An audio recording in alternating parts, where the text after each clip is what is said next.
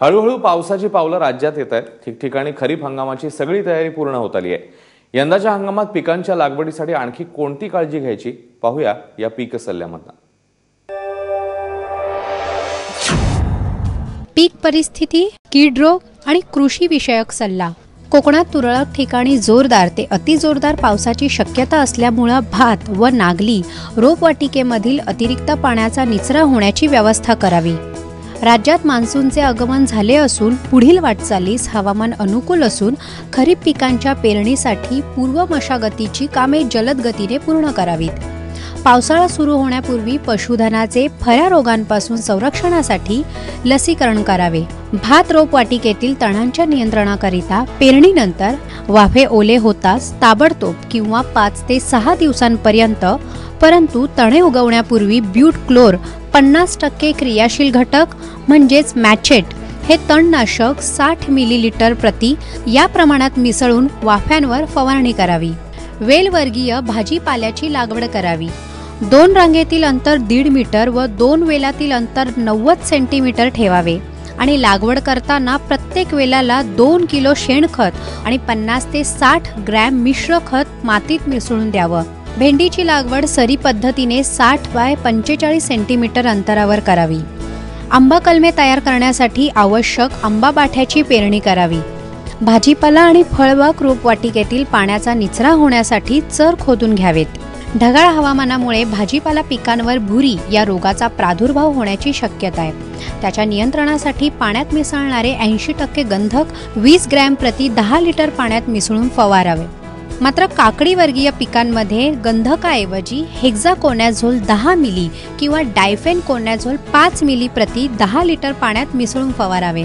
ज्या आंबा बागांमधील फळ काढणी पूर्ण झाली आहे अशा ठिकाणची बांडगुळे आणि वाफाळलेल्या फांद्या काढाव्यात आणि त्या ठिकाणी 1% बोर्डो मिश्रण लावून बाग स्वच्छ ठेवावी।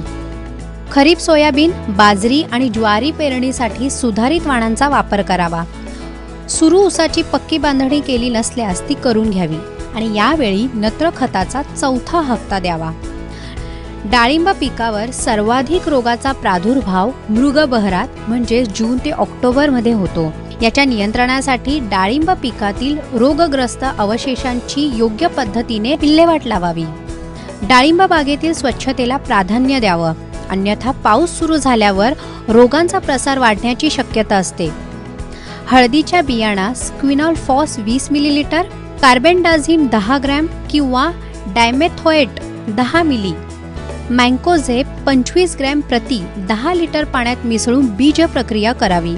बीज प्रक्रिया करताना बियाणे किमान 10 ते 15 मिनिटं द्रावणात बुडून राहतील याची काळजी घ्यावी। चिकूच्या बागेत फायटोफथोरा या रोगामुळे पावसाळा संपल्यानंतर फळगळीचं प्रमाण वाढतं। यावर उपाय म्हणून पावसाळ्यापूर्वी एकदा 1% बोर्डो मिश्रणाची फवारणी करावी।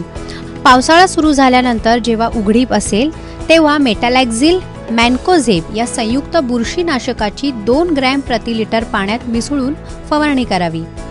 लिंबूवर्गीय फळपिकात जून महिन्यात मृगाचा पाऊस पडल्यानंतर प्रति झाडास 600 ग्रॅम नत्र, 400 ग्रॅम स्फुरद, 400 ग्रॅम पालाश खत मात्रा द्यावी।